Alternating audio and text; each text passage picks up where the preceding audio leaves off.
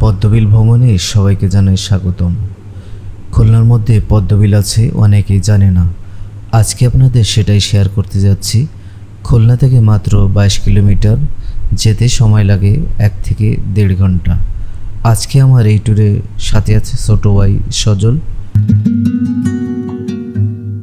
আমরা এখন এই মুহূর্তে আছি জেলখানাঘাট ফেরিঘাটে। আজ শুক্রবার, প্রচণ্ড ভিড়। যাই হোক, কতক্ষণ লাগে এখানে ভিড় ঠেলতে বলতে পারবো না, তো দেখি ওয়েট করি কতক্ষণ লাগে। আর যতদূর সম্ভব যদি ফেরি থাকে সেই ক্ষেত্রে ফেরিতে যাওয়ার অনুরোধ করব। আসলে যেসব জায়গায় নৌকা পারাপার বা বাইক নিয়ে চলতে হয় সেই জায়গাগুলোতে কিন্তু অনেক প্রবলেম আছে। আর যারা নৌকা এবং ট্রলার চালায় অনেকেই আছে একটু ইচ্ছামতো বা খামখেয়ালি করতে চায়। আর আমরা কিন্তু এমন সমস্যা অনেক পড়েছি, কারণ আমি সপ্তাহে এবং মাসে 2-3টা ট্যুর করি, লংয়েও করি অথবা কাছাকাছি খুলনার আশেপাশে খুলনা ডিভিশনের মধ্যে করি। তো আপাতত আমার খুলনা ডিভিশনের কোনো স্পট বাকি নাই, সেহেতু খুলনার একটু বাইরে যাওয়ার চেষ্টা করছি, আর সেটাই আপনাদের শেয়ার করব।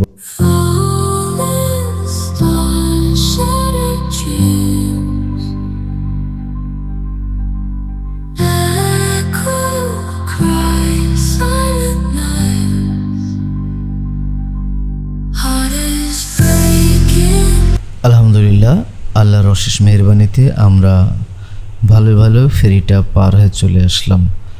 আজকে আপনাদের দেখাবো তেরোখাদা পদ্মবিল যেতে যে সুন্দর রাস্তাগুলো বাদে, গ্রামগুলো বাদে তার সৌন্দর্য। আর বিশেষ করে তেরোখাদা পদ্মবিল যেতে গেলে ইখড়ের গরুর হাট বাদে, যেটা সবসময় কোরবানির সময় এবং প্রত্যেক শুক্রবারে এই হাটটা বসে। এখান থেকে কিন্তু যেতে গেলে খুব সাবধানে যেতে হয়। আসলে গরুর হাট মানেই কিন্তু অনেক কিছু, অনেক সমস্যা। আর কখন গরু ছুটে যাবে আর কখন এসে গায়ে লাগবে সেটা বুঝবেন না। অসাধারণ পরিবেশ, তেরোখাদার প্রাকৃতিক সৌন্দর্য দেখলে আপনি অবাক হয়ে যাবেন। এত সুন্দর একটা পরিবেশ। তেরোখাদা বাজার থেকে বাম সাইড থেকে আমরা যাব 5 নং ইউনিয়নে। যেহেতু আমরা বাইক নিয়ে আসছি, তো আমাদের রুটটা আর যারা বাসে আসবেন তাদের রুটটা কিন্তু এক না। তো আমি আমাদের রুট বাদেও আপনারা কি করে এখানে কম খরচে আসতে পারবেন সেটাও কিন্তু দেখাবো। তো চলুন ভিডিওর সামনের দিকে আপনাদের সাথে সেটাই শেয়ার করব, বাসে করে কিভাবে এখানে আসতে পারবেন কম খরচে। আর এখানে আসলে অবশ্যই মিনিমাম 4 জন হয়ে আসবেন, কারণ একটা ছোট ডিঙ্গি নৌকায় 4 জনের বেশি ধরে না, হাইয়েস্ট 5 জন। খুলনা শহর থেকে কিভাবে যাবেন, সর্বপ্রথম চলে আসবেন জেলখানাঘাট ফেরিঘাটে। ওখান থেকে যদি ফেরি পেয়ে যান তো ভালো, না পেলে চলে আসবেন 10 টাকা দিয়ে ট্রলারে পার হয়ে জেলখানাঘাটের এপারে। সেনের বাজার থেকে সকল প্রকার যানবাহন পেয়ে যাবেন। যদি আপনি ভ্যানে যান 50 থেকে 60 টাকা লাগবে, আর যদি 4 জন যান হিসাব করে রিজার্ভ করে যেতে পারেন। 200 টাকার মতো লাগতে পারে। যদি বাসে যান শ্যানের বাজার থেকে ভাড়া পড়বে 30 টাকা, আর মাহেন্দ্রায় গেলে ভাড়া পড়বে 40 টাকা। চলে আসবেন তেরোখাদা বাজারে। নেমে যে কোনো কাউকে পদ্মবিলের কথা বললে জায়গাটি দেখিয়ে দেবে। পদ্মবিলে ঘুরে বেড়ানোর জন্য ওখানে অনেক নৌকা ভাড়া পাওয়া যায়। ওরা আপনাকে পুরোটা ঘুরিয়ে দেখাবে। ভাড়া পড়বে একটি ডিঙ্গি নৌকায় 7 থেকে 800 টাকার মতো। একটি ডিঙ্গি নৌকায় উঠতে পারবেন 4 থেকে হাইয়েস্ট 5 জন। ফাইনালি আমরা আমাদের কাঙ্ক্ষিত সেই তেরোখাদা, পদ্মবিল এবং ভুইতের বিল চলে আসলাম। আপনাদের দেখাবো যে কোন জায়গাটা থেকে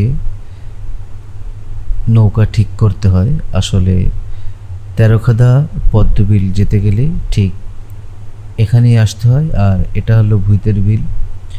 আর তেরোখাদা বাজার থেকে বললে যে কোনো কেউ চেনে, আর তেরোখাদা পদ্মবিল ঘুরতে যাব সেটা বললেও অনেকে চেনে। তো চলুন আজকে আপনাদের শেয়ার করব এবং আমরা নিজেরাও সৌন্দর্য দেখব। আমাদের নৌকাটা অলরেডি ছেড়ে দিয়েছে পদ্মবিলের উদ্দেশ্যে। এখন আপনাদের বলবো সবচাইতে ইম্পর্টেন্ট কথা। যখনই যে টাইমে চিন্তা করবেন যে আপনি আজকে তেরোখাদা পদ্মবিল যাবেন, তো আপনি রওনা দিবেন ঠিক সকাল 10টা, 10:30। যদি দুপুরের খাবার শহর থেকে বা খুলনার থেকে যান, আনতে চান, যে কোনো জায়গা থেকে খাবার নিয়ে আসবেন।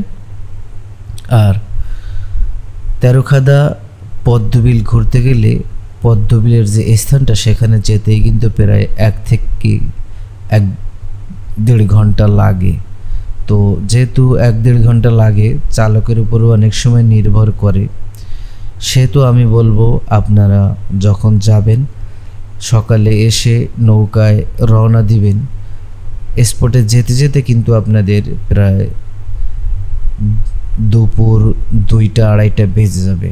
তো 2টা-2:30 যদি বেজে যায়, পদ্মবিলের কিন্তু এরিয়াটা অনেক বড়, এক এক জায়গায় এক এক রকম সৌন্দর্য। সেক্ষেত্রে 2টা-2:30 বেজে গেলে আপনারা দুপুরের খাবারটা নৌকাতেই খেয়ে নেবেন। আর যদি খাবার না নিয়ে আসতে চান, তেরোখাদা বাজার থেকে খেয়ে আসবেন।